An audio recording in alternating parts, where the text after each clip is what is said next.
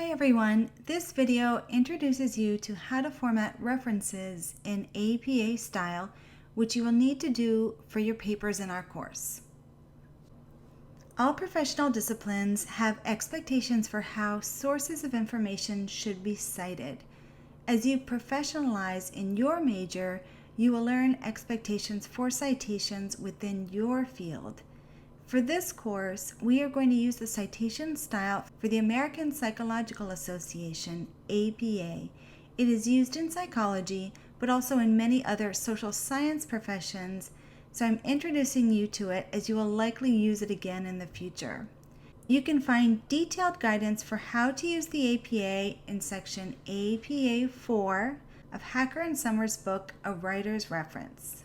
Citation styles are comprised of two main elements: reference lists or bibliographies, and in-text citations, which are how you signal to your reader where you got the information for a specific part of your paper. To learn how to use APA in-text citations, be sure to read APA 4A of A Writer's Reference. What we're going to focus on here, though, are how to compile lists of references in APA format. This is covered in depth in section APA 4B of A Writer's Reference. There are many different types of sources you might need to refer to in future writing, including journal articles, books of different editions, news articles, government reports, pieces of music, etc. Here, though, I want to walk through the three main types of bibliographic entries that you will use in this course: a book, a chapter in an edited volume, also called a selection in an anthology, and a journal article. Click on the link for general guidelines for the reference list. When you are formatting your reference list, be sure to follow formatting guidelines exactly, using italics when needed, punctuation, and capitalization as required. In this course, you'll also be citing films and television episodes in your papers, but because tracking down the necessary information for these citations can be tricky while you are watching, I compiled a formatted list of all of our films and television episodes in the content section of our course, in the subsection on course materials, and then the folder on films within that.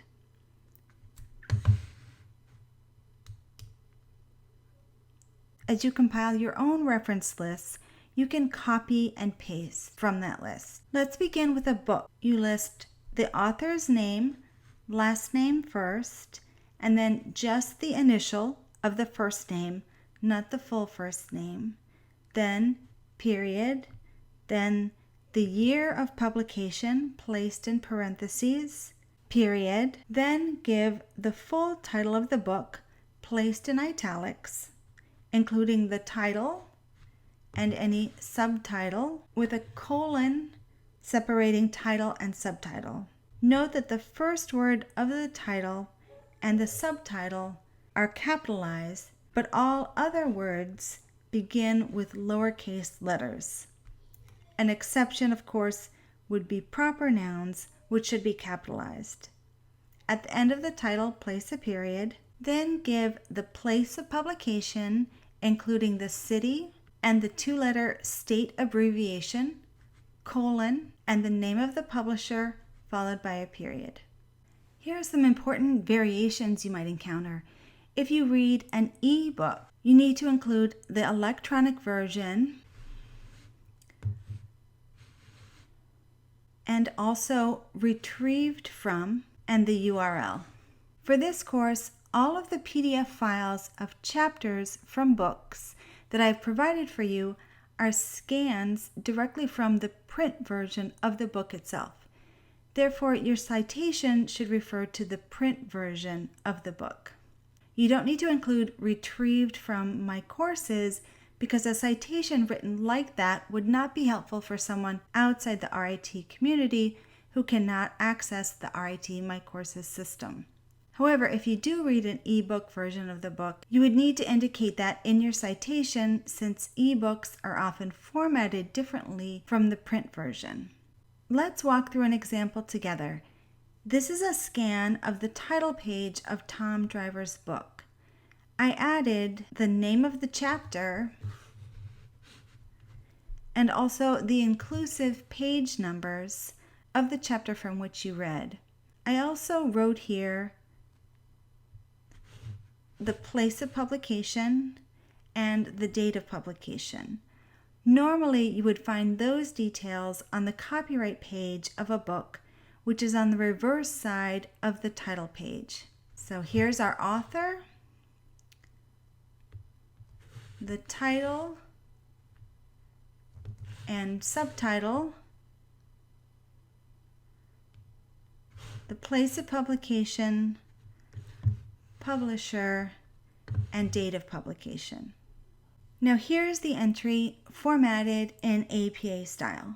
The author's last name first, followed by initials for first name and middle name if relevant, period, the date of publication in parentheses, period, the title and subtitle, italicized, separated by a colon, and only the first word of the title and subtitle are capitalized, along with any proper names if relevant, period, place of publication, including city and state, colon, publisher, period.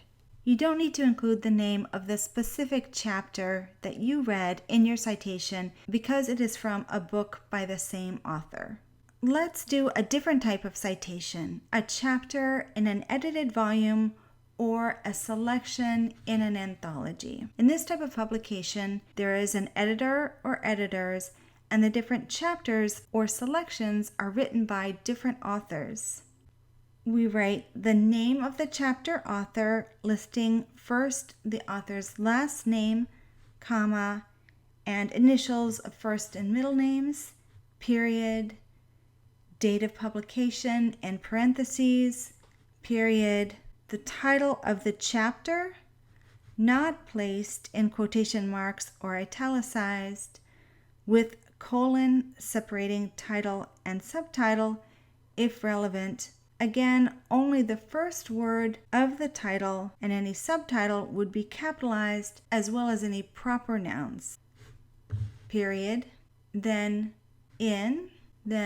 the names of the editors, first the initials of first and middle names, then the last names, with the names of the editors separated by commas and an ampersand separating the names of the final and next to last editor.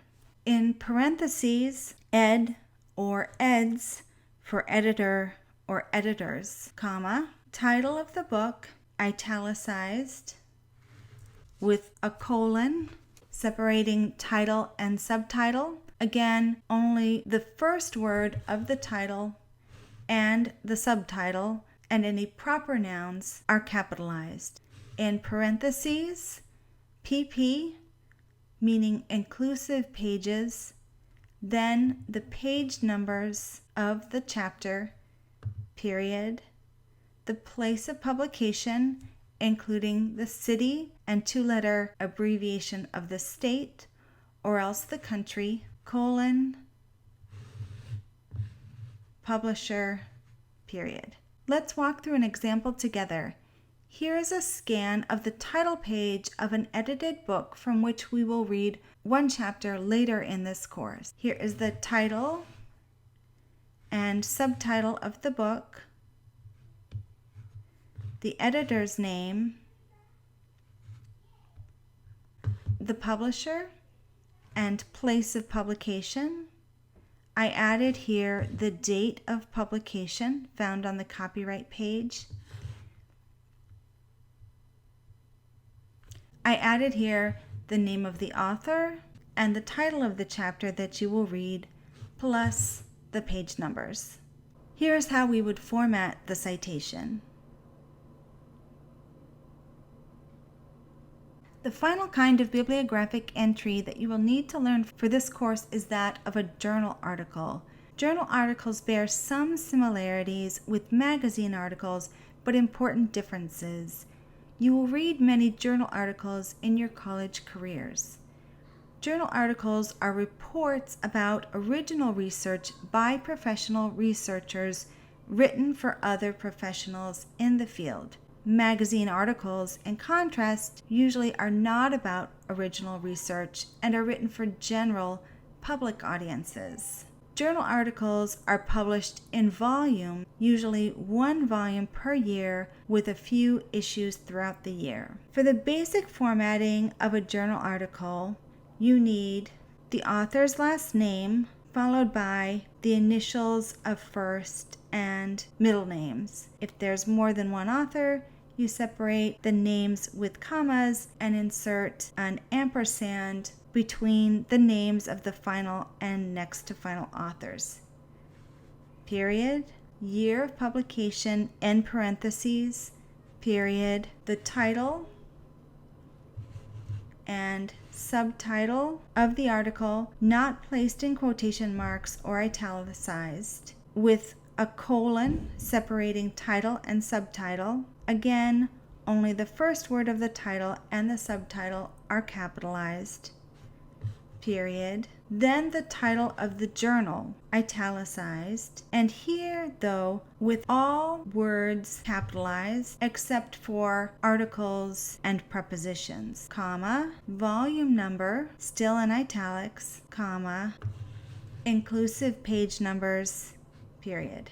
These days, most of the journal articles you consult you will not read in print form but in digital form. If so, you need to include more information to help your readers locate the article. Note first that if the journal article has an issue number and not just a volume number, right after the journal number, which is in italics, you list the issue number, not in italics, but in parentheses, and with no space between the journal number and the parenthesis.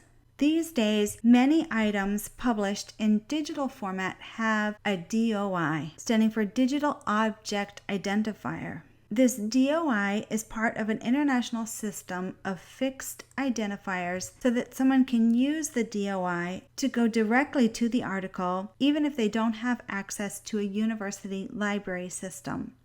If a DOI is provided, include it after the period following the page numbers. Not all articles available in digital format have a DOI, but they have been archived in large digital databases. A reader does not have to have access to a library system, but can go to that database to find the article through a stable URL. I will show an example of that. First, here's an example of a journal article with a DOI. This is the first page of Timothy Landry's article. At the top are his name and the title of the article. At the bottom of the page are the title of the journal, the volume and issue numbers, the inclusive page numbers, the date of publication, and the DOI. Here is how we would format the citation.